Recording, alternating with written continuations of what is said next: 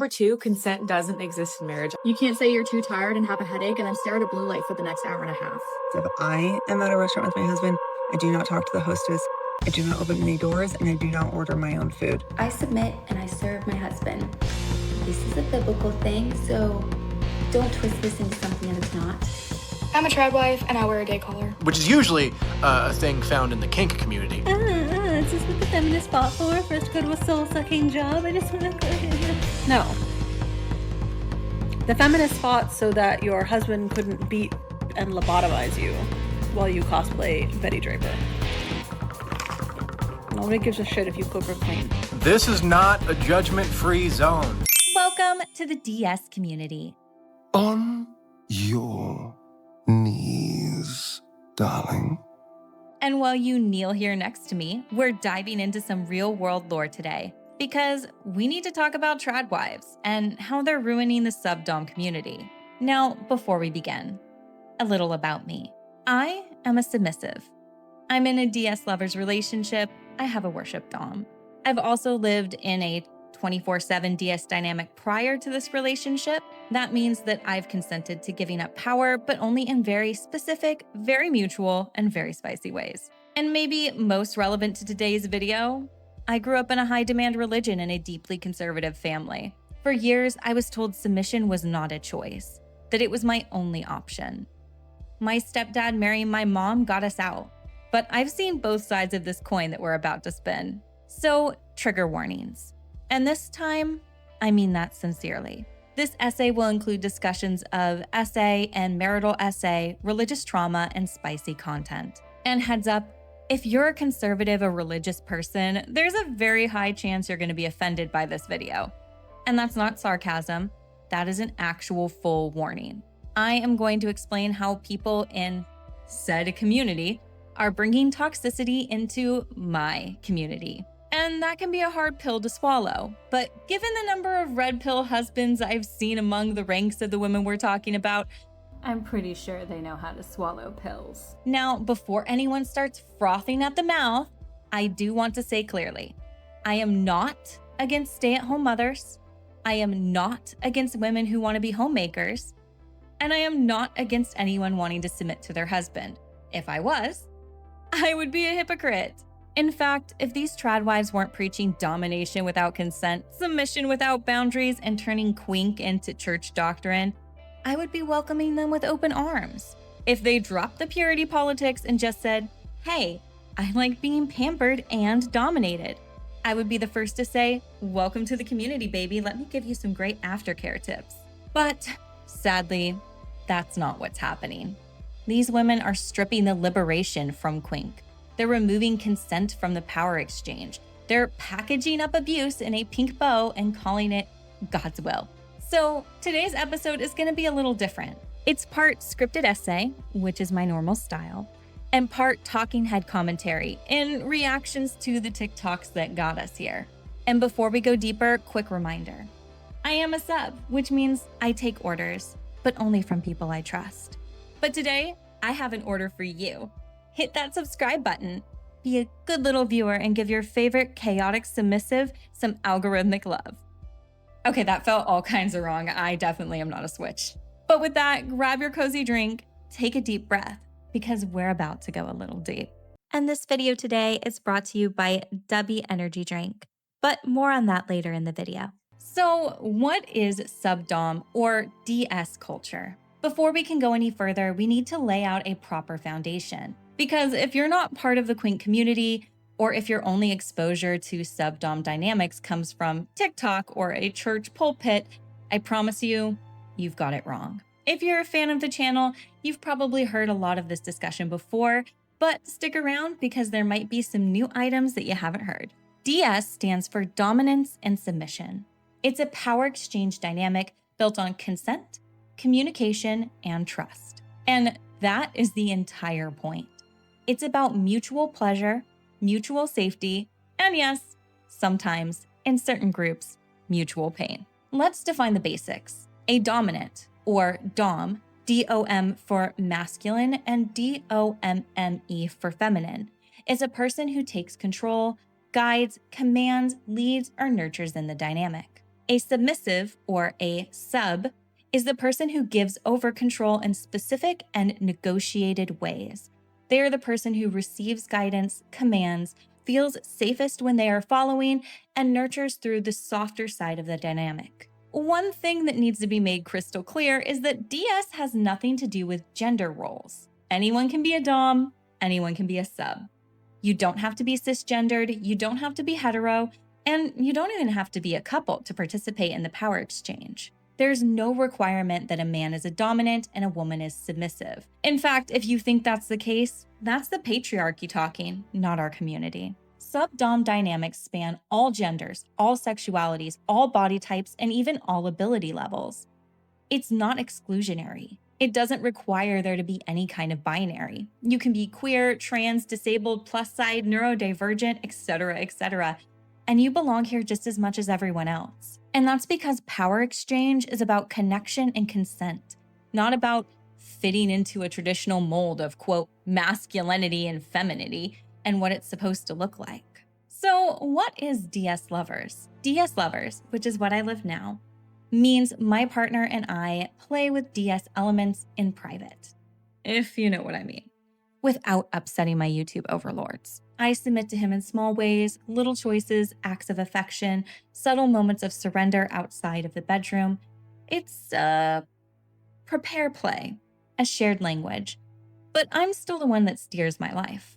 My submission is timed, not constant. Whereas for most of these trad wives, they fall into what would be considered the servant master. So what is servant master? It's a more traditional dynamic where the dom leads in almost all aspects of life, and the sub serves in a very defined role. Typically, this means that one person is the head of the household, while the other person takes care of the household. It could also be being given specific tasks like a certain diet or a certain way of dressing that the sub is expected to maintain in exchange for the dominant giving them leadership and protection. Whereas for me, outside of being a DS lover, I have the worship dom princess dynamic. This is a dynamic that often blends the servant-master structure with the caregiver and little tenderness. And for a quick side note, caregiver and little is a dynamic where a dom is a nurturing, caregiving role, and the submissive is a more vulnerable persona. In worship/princess, the sub still offers submission and surrender, whether through spicy services or household tasks like homemaking. And in return, the dom pours their energy into worshiping them. Whether this is spicy arrivals, gifts, or princess treatment, the entire action is to be devoted into one another. And finally, DS 24/7, which I've tried in the past. It means a dynamic that extends into your daily life. It can never exist without one of the other dynamics. Because for 24/7, the rules are ritual, protocol. The dominant often holds more influence over the submissive's day-to-day life. But consent is still key, and often negotiations are had over and over again as their needs and wants change. Now, let's talk about the sub archetypes, because not all subs look the same. The princess submissive. Somebody like me. We crave pampering, praise, and devotion. Our love language is words of affirmation. We want to be adored like royalty in exchange for our submission. Think, treat me like a goddess, and then I'll melt into your hands. Typically, like I said, our love language is words of affirmation, but also acts of service. A bratty submissive. Bratty submissives are playful, teasing, and sometimes a bit defiant. Not out of disrespect, but because for them it's fun. They want to poke the bear to get a reaction. They want to be punished. In fact, it's typically called punishment. And the doms that they're with usually love that challenge. And finally, a little submissive. Little submissives are someone who finds comfort and arousal either in age regression roleplay or in feeling vulnerable and taken care of. They might act younger, need more caretaking, or lean into childlike softness for a caregiver dom. This is not inherently spicy, but it can be for some people. Littles often want structure, emotional safety, and nurturing. And it's important to note that not all littles do age regression. Some littles are simply people who want additional levels of caregiving, including women who might want their man to, say, tuck them into bed, peel or cut their food, or do basic things for them like tying their shoes. Some people can be multiple archetypes. And there are way more than the ones I've listed, but the ones that I've listed are ones that we'll be addressing in this specific essay. All dynamics are valid, and all of them are built on consensual choice. And all of them are part of what tradwives are now mislabeling, misusing, or just downright mimicking. So now that we've got that glossary handled, let's start to pull apart how this got so fucking twisted. So, what is a tradwife? Let's clarify what we mean when we say tradwife, because it's not just any stay-at-home mom or any woman who enjoys homemaking or prefers traditional roles in her marriage. A tradwife is a social media aesthetic and a belief system that's wrapped in vintage filters and conservative talking points.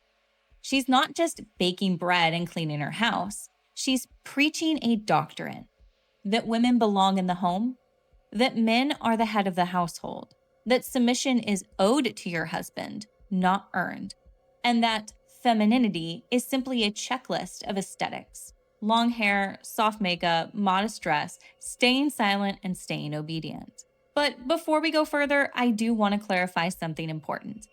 I am against tradwives who promote the removal of women's rights, who argue women are inherently less than men, and who encourage toxic alt-right ideologies.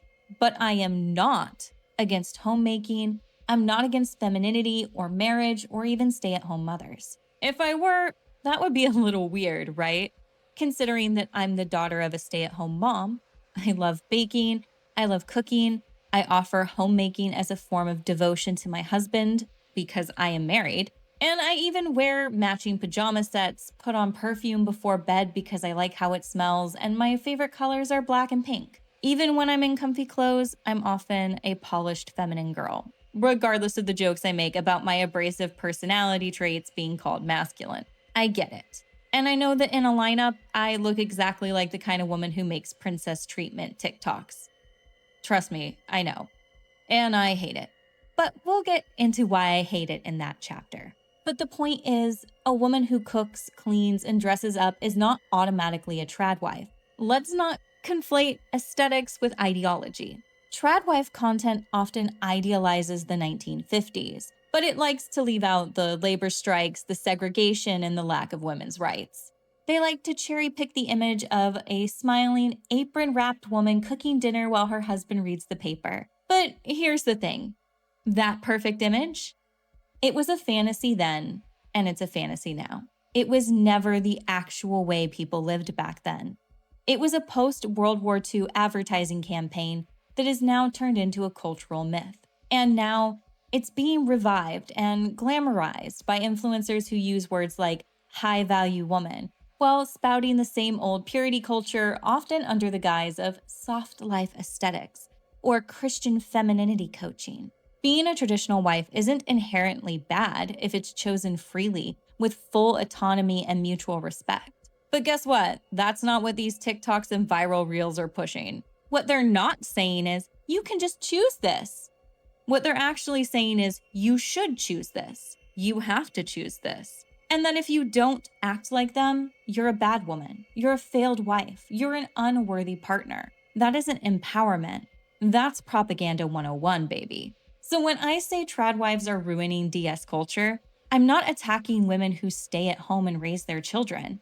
I'm calling out specifically influencers who use submission as a weapon, who are misappropriating kink language and culture without understanding it, and who wrap the removal of consent up in a cute little bow and call it God's virtue. All right, let's talk about her. The princess treatment lady. You probably know who I mean, even if you don't know her name. Editing Kit here. Before we continue on to the one or two videos that sparked this entire essay, I just want to say, when it comes to like lifestyle, fashion, and cooking, impeccable style. Impeccable style. Don't like the using your husband for money vibes, but I like the style. She's gone viral more than once. First, for saying that she doesn't speak to waitstaff at restaurants because only her husband should speak for her. I'm at a restaurant with my husband. I do not talk to the hostess. I do not open any doors, and I do not order my own food. Then again, for admitting that she withholds attention from her husband if he doesn't meet her expectations. extras and you worry about no. And that's how you want him to feel. You want him to feel like he's grasping for your attention. But I'm not going to go out of my way for him. And then for teaching women how to get luxury gifts through manipulation by offering affirmations only when her husband gives her something and withholding that affection when he doesn't. I want you to get creative with what you're going to do for me to kind of repay me for all the labor and extra time I've been putting in while you've been gone. I assume I'll get a little gift when he comes back, and he calls me while he's there. And he's like, hey, I'm at this Chanel. What size ballet flat are you? When I pick him up from the airport, he has this bag waiting for me. Buys me a pair of brand new ballet flats, and you guys know I wear my ballet flats every single day. A brand new pair of Chanel. It's waiting for me. That is not submission. That is a strategy of emotional control. Now, let's make something very clear. This is not princess submission. This is toxic manipulation wearing a fake rich girl's face. Let's talk about princess treatment if you're at a restaurant and how you interact with the waitstaff and the hostess. If I am at a restaurant with my husband, I do not talk to the hostess. I do not open any doors, and I do not order my own food. They'll be like, what can I get you to eat? And I will just look at my husband. Like if they address me first, I will just look at my husband and let my husband order. He'll say, oh, she's da da da da da. And then if they have a follow-up question, like, oh, do you want it like this? Sometimes I will answer. Let's say I think maybe my husband doesn't know what I would want. I will then address the waiter. But it's almost like they keep trying to like get me to speak. And I'm like, no, I want him to order. Because he can't read your mind. He can't read your mind. I'm sorry. Even the best dom in the world cannot read your mind.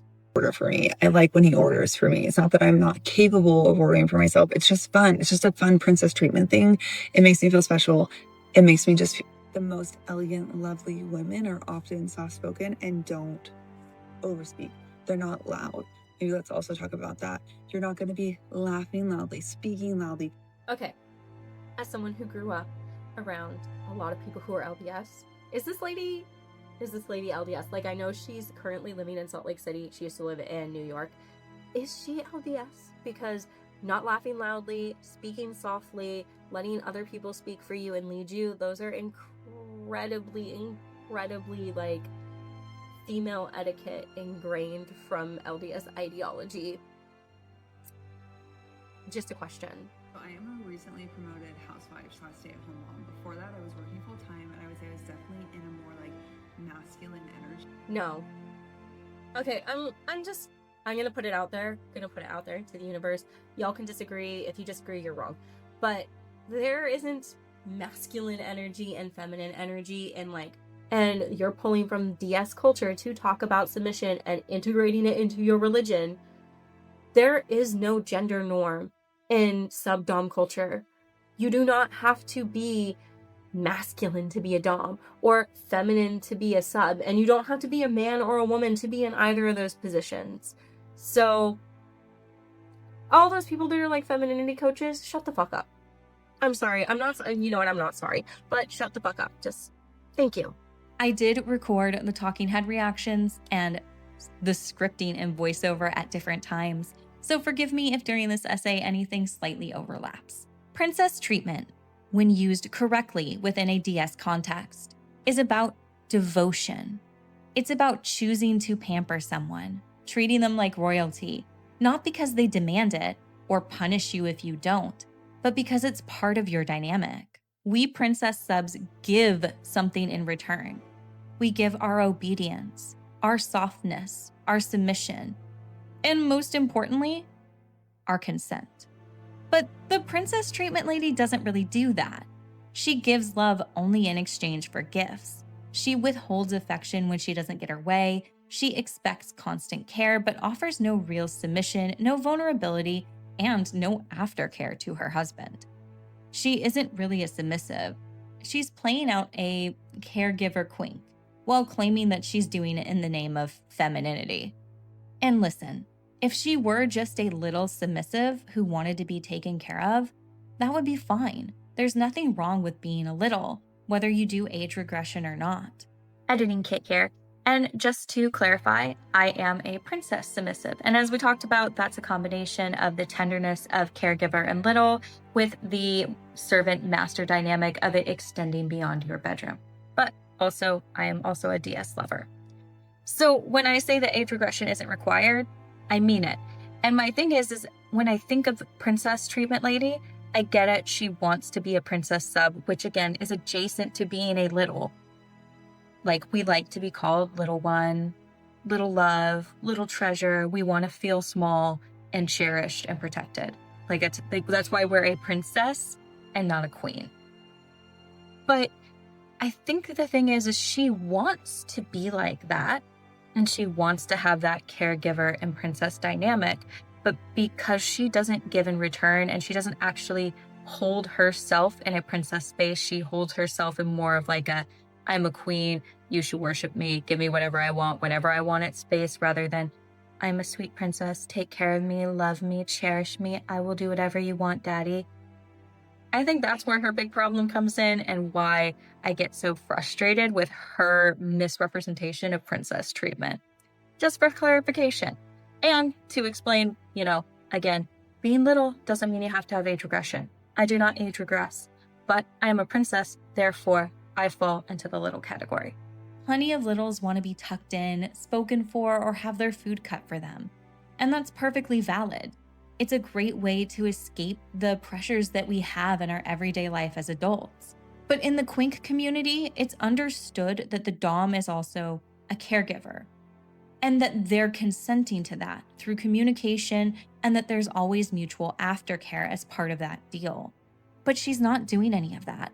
She's just, how do I put this nicely?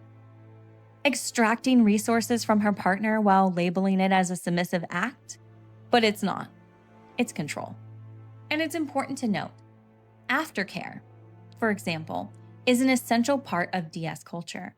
Whether you're doing a spicy scene or just playing with the emotions of power dynamics, aftercare ensures both partners are cared for emotionally and physically. It's reassurance, comfort, checking in, protecting one another's well-being. There are many different ways to perform aftercare, and it can range anywhere from specific types of cuddling, drawing someone a bath, or even just having a deep emotional conversation after whatever your scene was. But Princess Treatment Girl, she doesn't offer any of that to her husband. Instead, she weaponizes her femininity, punishing him for failing to meet any of her material expectations. It kind of sounds like a grift to me. And worse, she's encouraging other women to do the same. She's telling young women online that what femininity means is submit so that you can get stuff, but all she's really doing is presenting control in a Utah accent. And this is why we're talking about this today. Because when you call that submission, you make people think that real subs are manipulative, shallow, and materialistic. You make people think that real DS is just about taking and never giving. And that is a dangerous and damaging lie.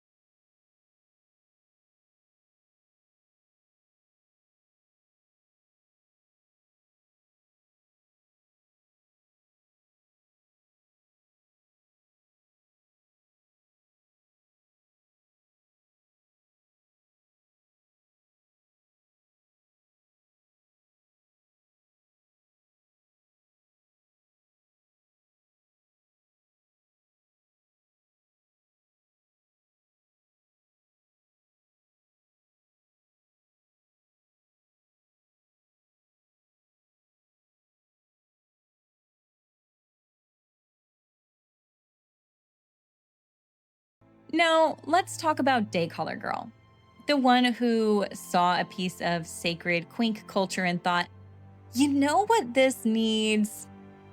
A Bible verse. Let's get this out of the way first. Daycallers are not religious. They are not symbols of traditional marriage, and they are absolutely not props for a trad wife's fantasy. And I will note, she does not say her daycaller is religious. But she does then go on to say that she is incorporating it into her religion. Daycallers originated in the BDSM community as discreet, wearable symbols of a consensual power exchange. They're like the kinky version of wedding rings to some people, but more flexible, because unlike marriage, You can take a day caller off when the dynamic ends. But to most, they're a subtle symbol of community that IDs us as part of a specific subgroup to one another. Like if I was wearing pink, purple, and blue, you would know that I'm a bisexual without me shouting it out. Day callers come in all forms. Chokers, necklaces, bracelets, anklets. They can have O-rings, locks, charms, or even nothing at all. I have had 2 in my life. When I was in my 24/7 dynamic, I wore a pink collar that could be flipped to reveal a clip on the back for attaching a leash. Now in my marriage, I wear a black velvet choker, but I only do it when I want to subtly signal my partner that I'm in the mood to play. But the important thing isn't the jewelry. It's the meaning behind the jewelry. In the kink community, a collar, day or otherwise, is a consensual agreement. It can be revoked. It can be renegotiated. It is a living symbol. A woman messaged me and say that she wants to submit to her husband, but she feels as if she is too opinionated to do so, and she's having a hard time actually submitting and taking his, and she wanted some advice. She wanted to hear my story. We have a word in the subdom culture for subs who are incredibly opinionated and have a hard time taking direction and submission from their dom. They are called brats. And baby girl, they do it on purpose. They want to be punished. You think when I go out and I braid my hair and then say something snarky, I'm doing it because, oh, I don't know how to respect my husband. No, I want him to pull the braid. Okay? Maybe just once. A little fun punishment. A little punishment, if you will. A little punishment. But let's get back to Day Caller Girl, who is the reason that I even started this entire fucking thing. By the way, this is my day caller. First thing first, if you want to submit to a man, you have to find a man who is going to fulfill that role and who is going to lead you and who is going to guide you properly. Okay, I will agree with her on that. If you are going to have somebody who is going to be your dom and they are going to lead you, they have to be able to fulfill that role, because there are bad doms out there. A good dom is not somebody who just tells you what to do and they're forceful and commanding. They guide you, they teach you, they encourage you, they push you to be the best version of yourself that you can be. Like, for example, I am a better version of myself when I am with my husband, because I tend to be introverted and only able to like come out in small groups. That's why I'm good on camera, because I imagine there's only one other person right there on the other side. I'm talking to just you, not however many people are watching, just you, specifically you. Yes, you. And I wouldn't be in this position, I wouldn't be making this content if he didn't encourage me, if he didn't push me, if I didn't say, hey, I need you to help me set boundaries and rules and encourage me to do this in a specific way where you hold me accountable. And that's something that we have in our dynamic, where I can say I need this and he can provide it and be a good leader. In fact, he is a games producer. He is a natural born leader. And it's really important that you find someone who can be that, because if you find someone who just wants to tell you what to do for the sake of telling you what to do and be controlling, baby girl, they're going to be like my toxic ex. And he's an ex for a reason. And no, my toxic ex is not the person I had a 24/7 subdom relationship with, just for the record. So don't be worried about me on that front. You are put on a pedestal to be this man's suitable helper. You are set apart differently. A suitable helper is a high title, something to be proud of. Embracing being a suitable helper doesn't mean my voice is less. So the ideology behind a suitable helper, it not being a bad thing, it not being a bad title, I agree with that part. Just that part. What I don't agree with is that the suitable helper can only ever be one part of a relationship, and that has to be gender coded. And even if we're not gender coding it, even if we're saying the sub is always the suitable helper, that's not accurate, because your dom is just as helpful to you. Like I was saying in her last video, my husband helps me set goals and keeps me held accountable and pushes me to do things that, you know, sometimes make me uncomfortable, but that I know I need to do and I ask him to help me with. That being the key word, ask, because consent is king. And I'm also a suitable helper in the same way that I push him to be better. I hold him accountable. How we come about that is completely different. I'm not a natural born leader. I'm gonna be honest about that. I'm not. I could be really knowledgeable and I can lead in my career setting, but I am not somebody who pops out of bed and goes, okay, I'm going to start on this project and have 20 people and I'm going to listen to everybody's collaborative ideas on this and this is how it's going to go. No, I had to train myself to be able to do that in my career. And I do that in my career, but again, I had to learn to do that. Wasn't born that way. I didn't pop out my mama's coochie that way. So no, being a helper is not bad, but again, being a helper is something that both sides of the equation should be. And if you cannot both be that, you're not balanced, it's not a power exchange, and you are not a submissive person, you are a doormat. Not sorry. It doesn't mean that I'm silenced and oppressed. It means I'm embracing it. I am embracing being a suitable helper. I am embracing my femininity. And because of that, my man is embracing his masculinity. And he is providing and protecting and leading. And we already addressed exactly how I feel about feminine and masculine energy. I'm not going to constantly be this wrecking ball when he walks through the house. I'm going to be a safe, comforting place where he can go. I follow his lead.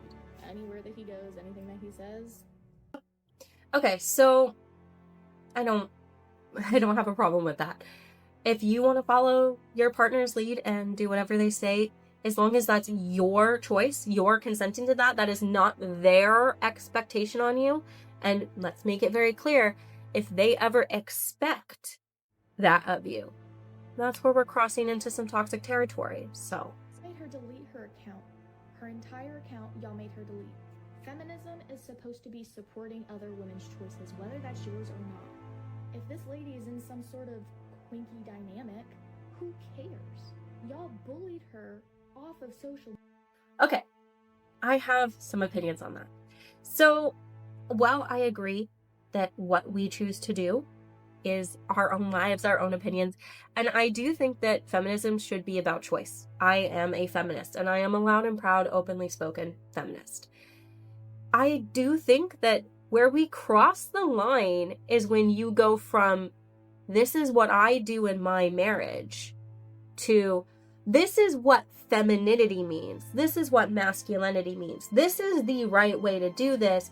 You all should be doing it this way, and if you're not, you're doing it wrong. And let's be honest, even if you do not say the exact words, if you're not doing it this way, you're doing it wrong. If that is the crux of your content, if that is the thing that you rage bait to get your views, if that is the point that you are putting out there into the world, even if you are putting it out there into the world in a way that is subliminal, but you know what you're doing, then it is not you just making a choice. It is you trying to put other people into that choice, into that box, telling them they have to live a certain way and be a certain way. And at that point, you are being the opposite of what a feminist is. You are being the opposite of giving someone a choice. You are no better than the people who are saying that we need to make laws where women aren't allowed to get divorced unless it's, for a reason that falls into the no-fault divorce. You're fucking Pearl, okay? You're just not as out and loud and proud about your misogynistic issues. And I get really angry about this because I grew up in a fundamental religion where I was constantly told, oh, well, feminism is bad because it doesn't want you to be in the home. I do not care if you are in the home. If you want to be a stay-at-home wife, be a stay-at-home wife. But at least make sure you have your own bank account, which I'll touch on later in this video. Make sure you have your own bank account. Make sure you have some kind of backup plan if something goes wrong. Because if that guy divorces you, you have nothing. But let's say he doesn't. Let's say he doesn't. Let's say he loves you and he's with you forever, because that's what I want. That's what I am assuming my husband will be for me. What if he gets injured? What if he dies? What if he can never work again because of whatever happened, injury or death? And you have 3 starving kids, no work history, no savings plan, and he didn't leave you anything in the frickin' will. What are you going to do then? Huh, Pamela? What are you going to do? Let your kids starve? That sounds very feministic to me. That sounds very feminine to me. Obviously, I'm being sarcastic and I'm using their own language against them. But my point is this. It's not a choice if you're forcing it on other people. And if you are in a situation, if you are in a position where you are encouraging people to do things that are detrimental to their safety, baby, you don't get the choice to do that. Freedom of speech is not freedom of consequence. Okay? And her being bullied off of social media for acting a certain way and for talking a certain way and for encouraging people to do things that are detrimental to their own life and telling them that when they're not doing it a certain way that they are wrong and acting like they're teaching a course on how to do those things that are not safe, well, you dug that grave. And I don't think you should bully anyone. I don't think you should go and send hate to any of these people. That's not my bag. You still have natural consequences for your choices, for the actions that you take. And the natural consequence of being a freaking horrible person is that people don't like you and they make that known. Okay? That's why I didn't want to make this video, because I don't want to be a horrible person. I don't want people to think of me as a horrible person. I like to be thought of as a nice person, but I can sometimes be a little bit of a bitch. I am a Leo. I embrace that. I don't say I'm like a Starian for nothing. Just put that out there in the universe. I've seen my comments over this past week and y'all are ruthless. I can take it. I've got thick skin. I know me. I don't care what anybody says. That doesn't mean that's for her too. If you are going to talk to somebody about a concern, do it with actual concern. Don't just sit there and berate her. Don't berate her husband. Don't berate her marriage. And I agree. Like, there are a lot of people that I've seen making comments about Princess Treatment Lady where they're talking about how she looks and about her collarbone. As someone who used to be deep in Anna, I'll try and pop a picture of myself up. I don't know if I will be able to keep that because YouTube might demonetize me for that. What the fuck? What are you doing? If you think that she currently has an ED and that she's doing the deep collar thing where you used to be like to show off, which is something that was very common in pro Anna when I was growing up, why would you say that? Why would you encourage that behavior that you know could potentially be hurting her? Also, why are we even talking about how she looks? How she looks doesn't mean anything. How she looks doesn't mean anything. It shouldn't even be a topic for discussion on the table. We should be talking about the things that she's saying that are toxic, not about what she looks like, not about what her husband looks like, and we shouldn't be guessing if her husband loves her or not. I think what she's saying and encouraging women to do is toxic. Whether her husband loves her or not is not my fucking business. It's not your fucking business either. And neither is how someone looks.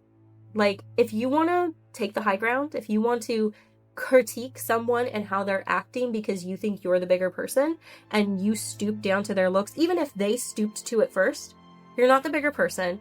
You're a trash person. Get the fuck over yourself, you hypocrite. Okay? If you're going to act like you care and act like you are concerned for somebody, actually act like you care. Not tolerate our bullies. Y'all are picking on her marriage. Y'all are picking on her mindset. Y'all are picking on her hair and her weight, her collarbones. Like, what is up with y'all? Some of y'all are going to sit here and say feminism is dismantling the patriarchy and we are all equal. If we are all equal, aren't we able to make a choice? If she is making the choice to take this stand with her husband, then that's on her. If I have seen videos of other creators literally bullying her because of her weight, something that she cannot control. You don't know what's going on with that girl's life. You don't know what's going on in that girl's head. There have been creators who have themselves because of the bullying. And now y'all are gonna say, oh no, she deleted her profile. Or she's now private. I hate to agree with day color girl. Y'all are ruthless because you don't agree. Somebody that does not give you the voice to sit there and bully them for it. Her life has no impact on you. I'm sorry, it doesn't have any impact on the waiters either. The waiters are probably just thinking, oh, she's shy or she's timid. She doesn't want to talk because XYZ. No. the waiters are not thinking that. As somebody who worked in the service industry when I was in college, if somebody came in and they would not look at me in the eye, would not acknowledge me when I talked to them unless I really, really pushed it forward, would not speak for themselves, only let a man speak for them, act incredibly timid, not wanting to make eye contact, not wanting to interact with me. Girly pop, I would wonder if you were being trafficked. No, I'm not kidding. I would wonder if this was like trafficking, a DV situation. Like even as someone who is in the quink community, my first assumption would not be that you are a submissive quink girl. No, that's not what I would be assuming.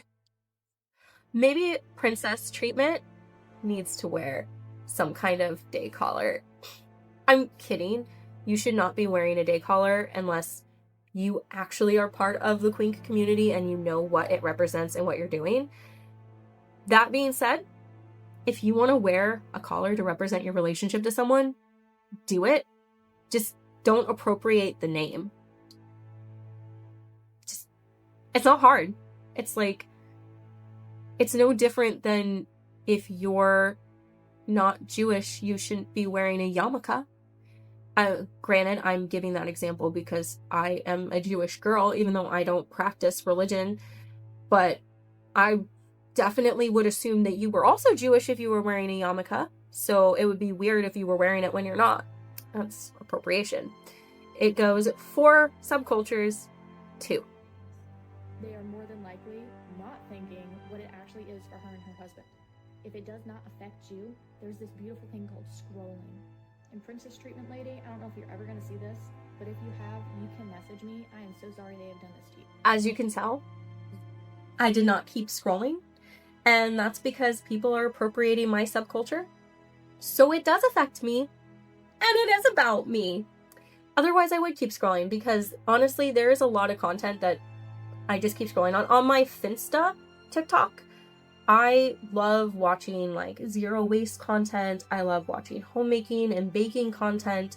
Like, don't get me wrong, like, I do not live out in the country, but I did grow up in the country, and I grew up low income. I love to bake. I love doing things that are sustainable. I love homesteading. I love doing things from scratch and arts and crafts, and I have a lot of qualities that fall into that crunchy granola homemaking kind of vibe. Like, you might not guess that because of how I look, but I look this way because, like, I am an openly liberal girl. I am more the hippie than the crunchy person. But because I like that kind of content, I see a lot of alt-right bullshit just randomly pop up in my For You page. And you know what I do? I hit the little button and I click not interested. And then I move on. Granted, I think that we should talk about these things, and if you're the kind of channel that talks about these things and tears down these oppressive systems that have been set up by the alt-right, please don't scroll, make that content, do that thing, be that activist. But if you're just an everyday, average, normal person, I think the onus is on you to click not interested, to not engage. Like, I used to engage every time I would feel rage. I would be rage baited or I would be triggered. And it made me sick. It made me literally sick. And as soon as I stopped engaging in everything that upset me and saved this angry energy for things that matter to me, like this specific topic, I became a happier person. And if somebody falls into a line where they say something I don't like, I just unsubscribe. I don't tell them. I just leave. There's the door. And granted, there are people who are Christian and religious or who fall into the non-crazy alt-right. They're just regular conservatives that make content about baking muffins that they're not talking about their politics, and they're not pushing any agendas that if they show up on my page, I would have no idea that I just watched something that doesn't align with me as a person. But if it doesn't align with me as a person and I know it, because they said it, they did it, I don't want to see them again. I don't want to see their content again. I don't want to see that type of content. You can train your algorithm. That onus is on you. And I hate to agree with Day Color Girl, as we'll get into more reactions as to why I would hate to agree with her, but I do have to agree with her on that topic. It's on you. If you don't like it, you need to scroll. If you hate this video, why are you here? Why are you watching it? Why are you leaving a comment? Like, I'm not going to tell you don't because, like, engagement. But I'm also going to tell you don't because me getting engagement and views and traction in the algorithm is not more important than your fucking mental health, okay? You protect yourself. And if this type of content does not resonate with you, don't watch it. Now, for the one that I really want to talk about. The one that inspired this video. I'm a trad wife and I wear a day collar. Now both of those things are controversial, so let me tell you about it a little bit. I respect my man's lead. He provides, he protects, he puts our best interests first. I could ask that man for anything and he would go to the ends of the earth just to get it for me, and if he can't, he's gonna make it. That sounds like a dom to me. That right there, that actually sounds like a dom to me.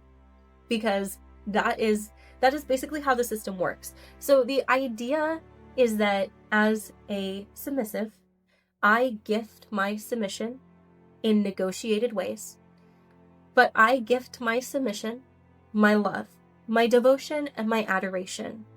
And in return, he gifts me his guidance, his devotion, his love, and his adoration. That is how the process works. And it kind of sounds like she's got that down pat. So I will at least give her that credit where credit is due.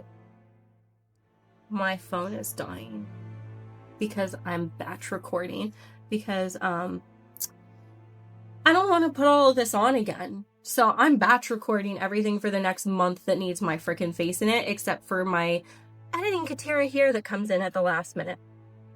And half the time I'm not wearing makeup in those. So back to the A collar is a daily sign of submission for us. It is a deeper level of ring. It's an outside of the bedroom type of thing. I know that I can count on him for absolutely anything. The trad wife and the day collars don't normally go hand in hand, but I've got both. I'll give her that. They do not normally go hand in hand, and there's a reason. And it is because trad wives go hand in hand with conservative Christians, and the BDSM community in which day collars come from. The reason that we make these subtle is because conservatives and Christians have made our lives a living hell, said we were sinning, we're twisted, we're disturbed, we're wrong, we're into horrible things because we like to submit to our partners, and not always in a quinky, spicy way. Sometimes it's like master servant, it's just in your lifestyle kind of way. So yeah, they don't go together. They don't normally go together because they are geometrically opposed ideologies. Like, the idea of being a trad wife is that you are required to consent to your husband in a very structured, heteronormative situation. The ideologies of the quink community is that you are gifting submission to your partner of any gender because you want to consent to that. There is a difference between being a trad wife and being a stay-at-home mom or a woman who happens to be in a more traditional marriage. There is a difference. Trad wife is a dog whistle, and we could go into way more if you want an entire essay on trad wives. This essay is just on how this specific situation with these three influencers is ruining my subculture. Not all trad wives wear day collars, and most people who wear day collars aren't trad wives. But I fully rely on my man to protect us mentally, physically, spiritually. I fully trust him to the point where I am actively submitting to him. I'm not going to constantly be this wrecking ball when he walks through the house. I'm going to be a safe, comforting place where he can go. I follow his lead. Anywhere that he goes, anything that he says, done. Because I know that he has our best interests. I know in my bones, in my soul, that he has our best interests. He's not going to lead us off the side of a cliff.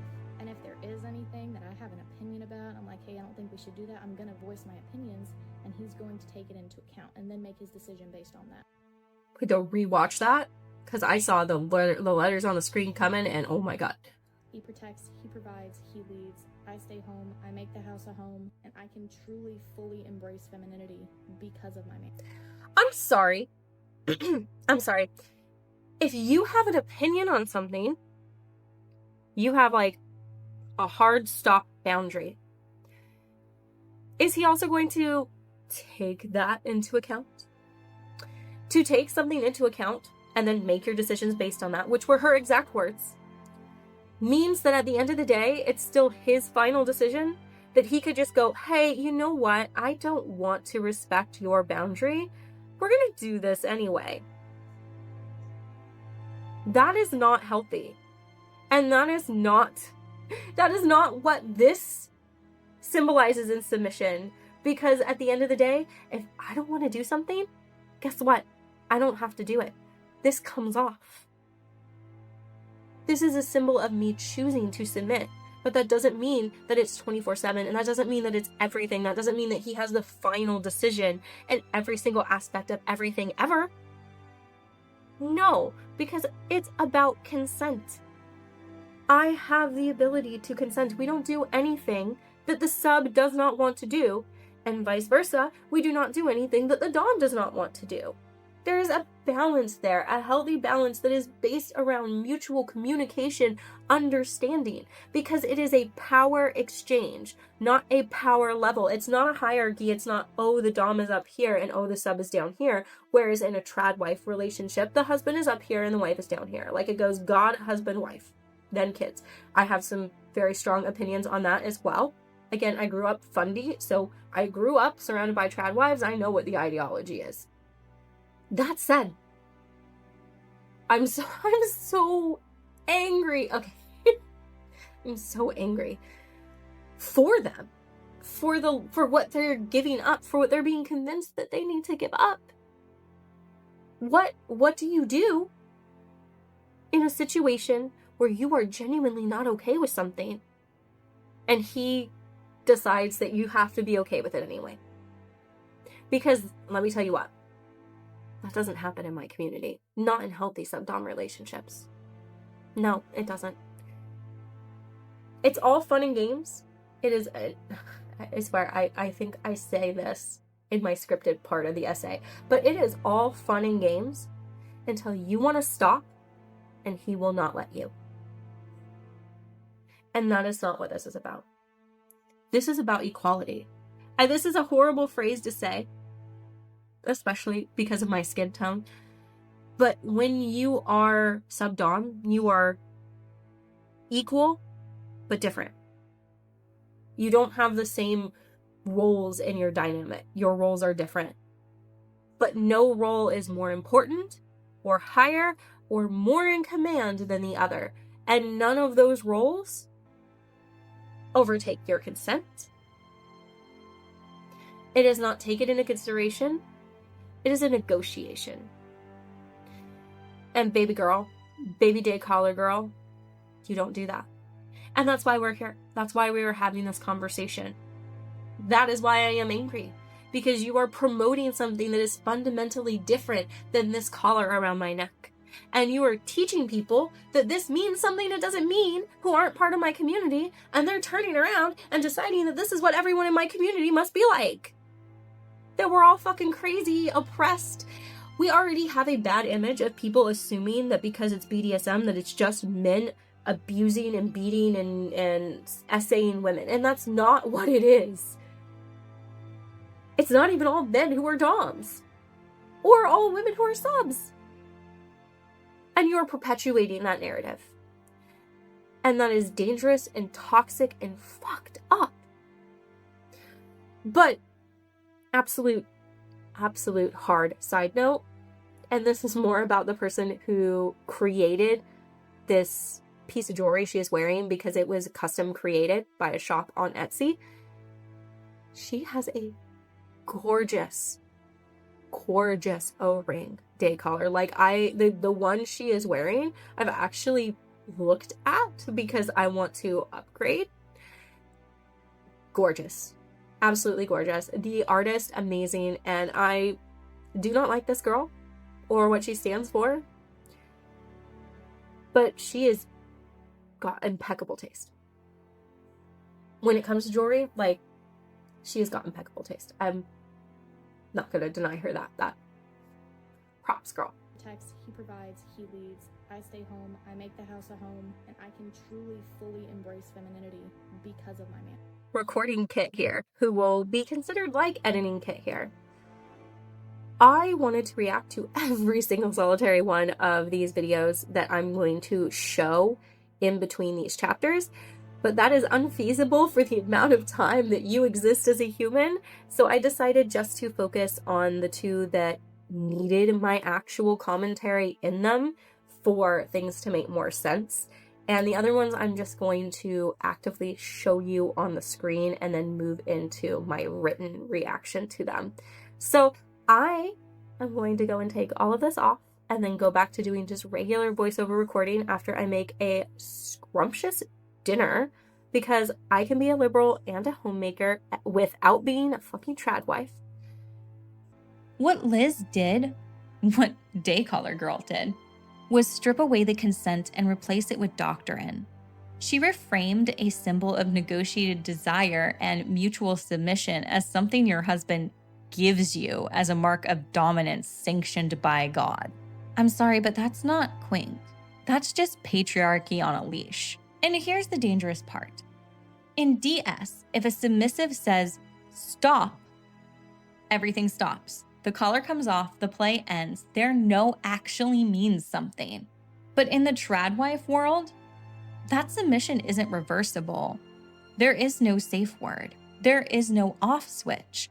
A trad wife doesn't get to just withdraw consent because her submission is supposedly divinely ordained and is then socially enforced by her religion, her partners, and the people around her. You know, it's all fun and games until you're done playing, and he's not. Because let's say she realizes this lifestyle isn't working. What happens then? She has no income, she has no work history, she has no backup plans, and she probably has a few kids. So suddenly, she's not in a consensual dynamic anymore. She is trapped and required to continue to submit. Our grandmothers warned us about this. They told us not to make the same mistakes that they did. And yet, here we are with 20-something girly pops on TikTok acting like a caller from your husband, and having to ask permission to speak to people is peak femininity. Look, you can be a stay-at-home mom. You can be a wife who doesn't work. But even with that, you still need a safety net. You should have your own savings account, a backup plan, and something like volunteer experience or education, or even just like a hobby that you sell on the internet. In the best case scenario, maybe he will never leave you, and maybe he'll never hurt you. But what if he gets in a car accident and he can never work again? What if the money stops because of that? And what if you're left holding 3 kids and a disabled husband with no idea how to survive and no work history or resume to speak of? Submission without an exit is not love, it's captivity. And a good mother doesn't put her children in danger by refusing to plan for the worst. You know that line that they give you on the airplane, put on your own oxygen mask before you assist others? Girl, it's the same energy here. Don't let a collar become a chain. And don't let your faith become a trap. And don't you fucking dare let a man convince you that obedience is the only path to being feminine. Because in the DS community, I can walk away. And that's what makes it beautiful. Because it's my choice, my gift. Savannah Stone is a 19-year-old trad wife who's made waves by saying things like, quote, Number 2, consent doesn't exist in marriage. I know this is going to piss a lot of people off, but when you get married, your body belongs to your husband and your husband's body belongs to you. Let me say that again. Slowly. Consent doesn't exist in marriage. She believes that once you marry a man, you no longer have the right to say no to him in bed. Ever. And sadly, she's not alone in that belief. You can't say you're too tired and have a headache and then stare at a blue light for the next hour and a half. You continuing to say no to his advances is the same as if you were to get dressed up and he didn't tell you you're pretty. Your husband is allowed to call you out if you're getting undesirable. I've said it once and I'll say it again. Sometimes women just need to shut their mouth and let the man talk. That mindset is all over TikTok, Instagram, YouTube, and more. women claiming that they're, quote, submitting in love, end quote. But what they really mean is, I've been told I don't have a choice anymore. Why, you might ask? Extreme fundamental Christianity. And no, not all Christians are like this. But the ones that are, they're pushing their toxic ideologies very loudly. So let's bring some actual scripture into this. 1 Corinthians 7 verses 1 through 5 says, "It is good for a man not to touch a woman. Nevertheless, because of spiritual immorality, let each man have his own wife, and let each woman have her own husband. Let the husband render to his wife the affection due to her, and likewise also the wife to her husband. The wife does not have authority over her own body, but the husband does. And likewise, the husband does not have authority over his own body, but the wife does. Do not deprive one another except with consent for a time, that you may give yourselves to fasting and prayer and come together again so that Satan does not tempt you because of your lack of self-control." Bitches, see how important consent is? It's literally there. See it with the full context. Mutual ownership, mutual affection, equal desire. This passage isn't about obedience, it's about balance. It tells us that no other partner is above the other, that they belong to one another in equal measure. But they never finish the sentences. They never complete the verses to add, "and his body isn't his own." They forget that this passage was written to encourage physical love and emotional safety, not exploitation. If a woman isn't in the mood, that doesn't mean that she's defying God. It means one of two things. Either one, she's just not in the mood, and that's okay. And number two, maybe her husband's acting like a man-child and nobody wants to bang someone that calls them mommy. And I'm not talking about a dommy mom. This is where people like Day Collar Girl and Savannah Stone do real harm, because they blend religion and quink. And in doing so, they erase the core foundation of BDSM. Consent. You can call it submission, but if there's no safe word, if there's no exit plan, if there's no bodily autonomy, it is not submission, it is oppression.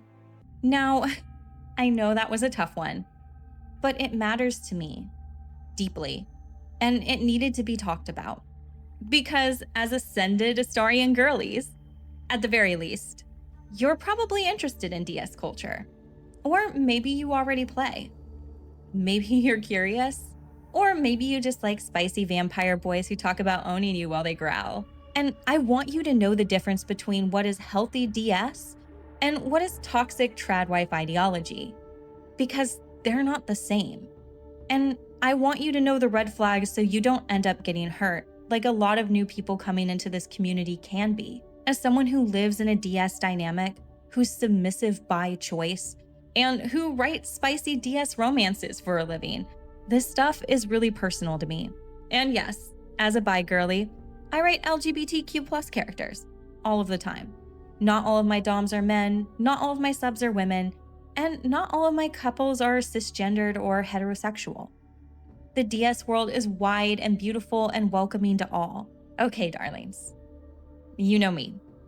I like to wait until things are fully approved and ready before I announce them because anxiety and crippling fear that I'll have a deadline and then I'll have to go into full crunch mode like I did for that second book, which means sometimes these updates can stack up. And sure enough, you clever little bats, you found them on your own, which honestly warms my heart more than you know. But now I get to officially tell you about my 3 big updates because this is the first voice recording I'm doing since they've happened. So update number 1, we now have memberships, 3 levels, and none of them are named after my vampire boyfriend. No, not a single solitary one has an Astarian name.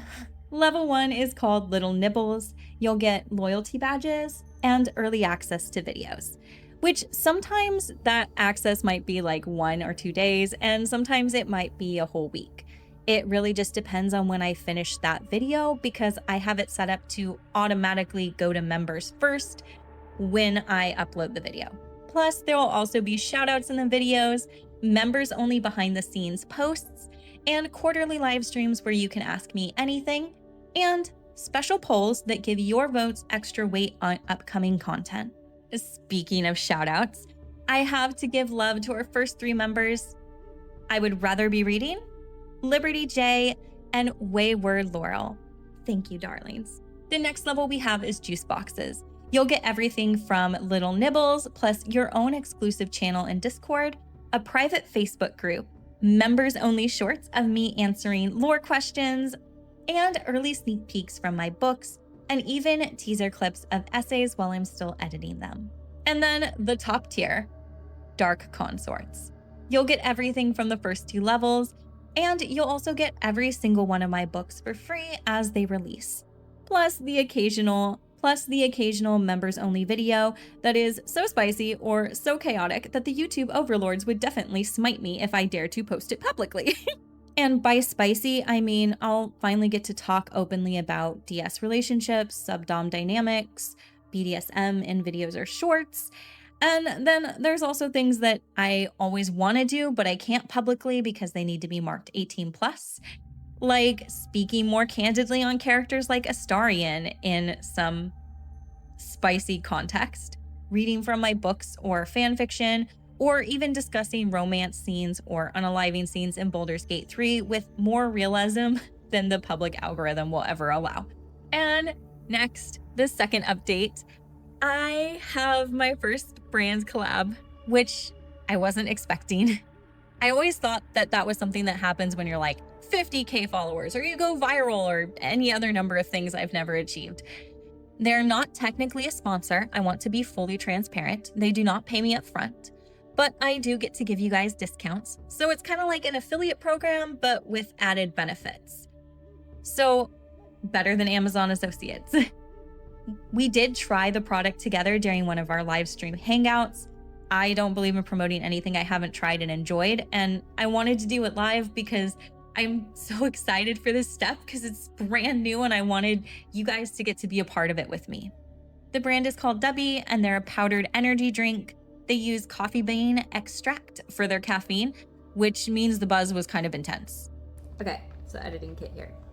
I've been trying all the flavors and I'm almost through all of the fruity flavors and I am now torn between the Galaxy Grenade and the Dragonade one that, like, the Dragonade one was my favorite and I could not get enough of that. But this one, it has grown on me. It's kind of like a Jolly Rancher, like a watermelon Jolly Rancher.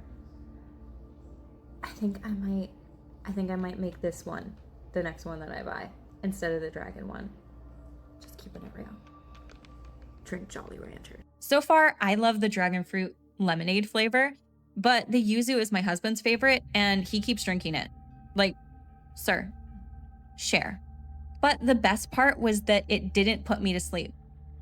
Although staying up until 5 a.m. on a Saturday might not be the best part. Normally, caffeine makes me be hyper-focused and then I crash really hard. But this one only had the focus. So my ADHD squirrel brain approves. And you can use my code KITERA for 10% off of any purchase, which, by the way, was the highest discount I am allowed to give you. And I will link that in the description. And the third and final update is my third Gemstone Souls book, Infinity's Awakening, is officially up for pre-order. This is the Empire Strikes Back of my arc, if you will. You know, the dark and intense story setting up everything before the finale. Right now, it shows a placeholder release date of January 2025, but I will be announcing the official fall or winter launch very soon. And thank you for being here today, because writing and gaming, they're my passions. And with subscribers like you, I get to explore those passions in ways that I never imagined. And I hope to see you in the next one. Good night, darling.